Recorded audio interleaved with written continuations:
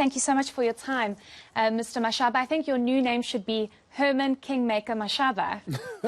Not really. Thank you very much, first of all, for the invitation. I don't think it'll be fair for to really call us a kingmaker because other parties can form government without us. I mean, ANC and the DA can form a coalition without us, or ANC and EFF.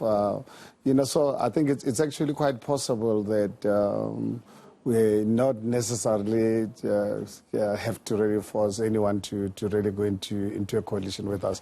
But however, we are pleased with the outcomes. We would have obviously wanted to perform better. And also what really makes me personally proud and all the actioners is the fact that we're the only party that actually represents South Africa. Because if you look at our voter base, no other party in this country can claim to have. We're in the townships, we're in the suburbs, we're in informal settlements. I think it gives us such a real great pride to really be a true rainbow nation that Desmond Tutu spoke about many years ago, which almost collapsed. And we as ActionSA, we're going to work towards making sure that we achieve that goal and that dream that Desmond Tutu spoke about many years ago at the birth of our new democratic dispensation. Speak to us about what you want, what ActionSA wants. You've categorically said that you do not want to work with the ANC. Have you been approached by anybody else? I know you did mention that you did get a call, but at this stage, can you tell us who has spoken to you about a possible coalition? Well, last night, I believe our team gave us the report back that DA made advances. They went to go and listen. But obviously, I think nothing came out of such discussions because we have a team from our side of 4 people. That's John Moody, our provincial chairperson in Gauteng, Abel Tau, Feiki Mento coming from Cape Town, and Bakosi Koza. And obviously, John, when DA contacted me, did not have enough time to bring the rest of the team. So we said to them, we went to go and listen with Abel Tau and said to them, when you're ready, let us know, but give us enough notice so that we can bring our rest of the team. So really nothing. It was really just to go and listen to what the DA has to say, and they didn't really put anything tangible on the table because our team was not ready to listen. What would be tangible enough for you to work with the Democratic Alliance? Well, I think my appeal is for them to actually understand that when you get into a coalition like this, you need mutual respect. There's no time for arrogance. We need to really get into the relationship to understand it's about society out there. It's not about political parties and our own personal egos. It's about saying, what is the best deal we can achieve for the voters in South Africa? So I think the only thing I'm really concerned from the DA is their arrogance, because I worked with them over 3 years as the mayor of the city of Johannesburg, and in the 3 years I just could not succeed in getting them to respect other people. Speaking about your time at the DA and being the mayor of the city of Johannesburg, what would you do differently this time around? Many would say that they saw action, and it's ironic because your party's called ActionSA. They saw action happening in the city and things actually being done. But many also argue that you left at a time where the city actually needed some kind of leadership and action to be taken. What would you do differently this time around? No, in fact, I will intensify what I was doing. Remember when I made myself available to ActionSA to be the mayoral candidate, I said I've got unfinished business, and we were really making progress. We were already moving our infrastructure spend from when I took over from the ANC at 58%. We're already at 71%, managing to actually start delivering services with very limited resources.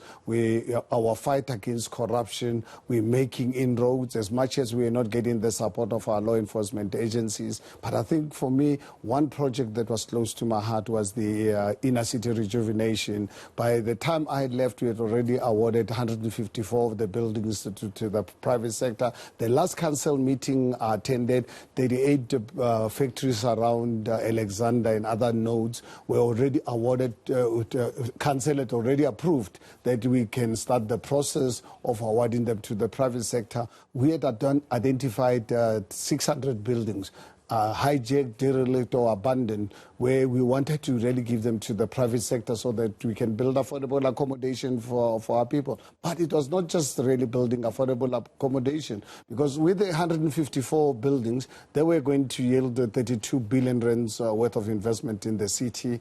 It was going to create, I think, about 21,000 permanent jobs.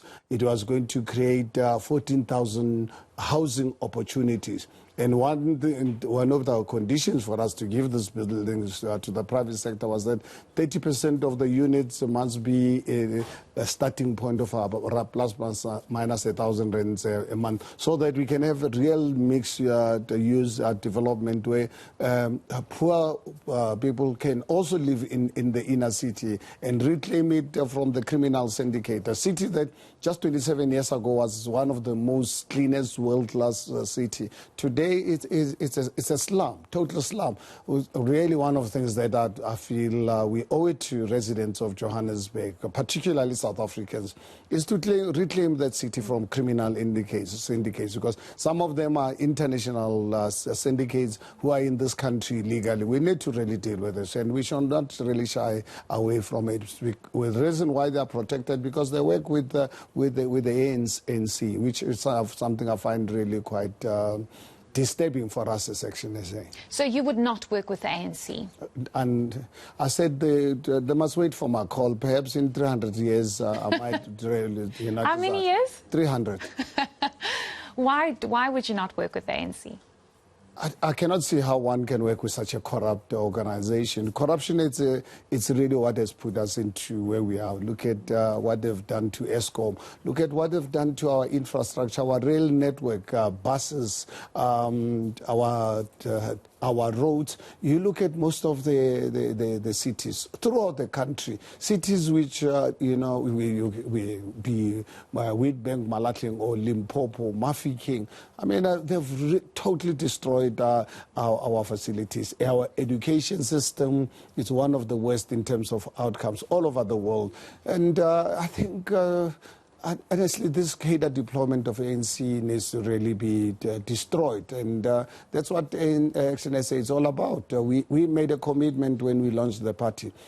Our first priority is to unseat the ANC, and we've demonstrated we are the only political party that is capable and committed in unseating the ANC. Look at, we only contested in 6 municipalities. In all 6 municipalities, we dislodged them. I mean, and here in the 3 metros in Johannesburg, we caused massive damage to the ANC. Look at the 3 municipalities in KZN, and we participated quite late in KZN.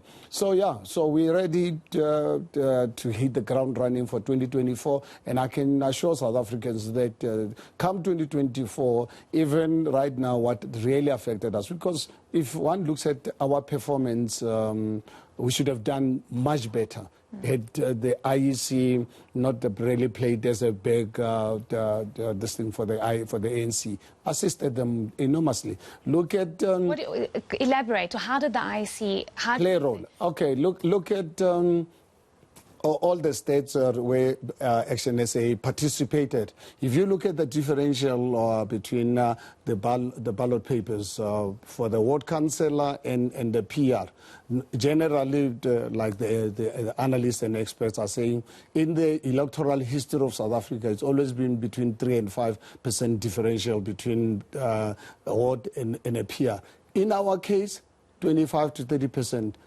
I mean, 25 to 28%. Because why? People could not really find us. That's a clear demonstration because IEC decided to reduce us to a logo. So people find it difficult to really find us. And I remember the week after the Electoral Court dismissed our application, ANC went all out into the communities telling people that ActionSA is not going to be on the ballot papers. But that is obviously something one cannot really quantify. But what we can qualify, the facts are there.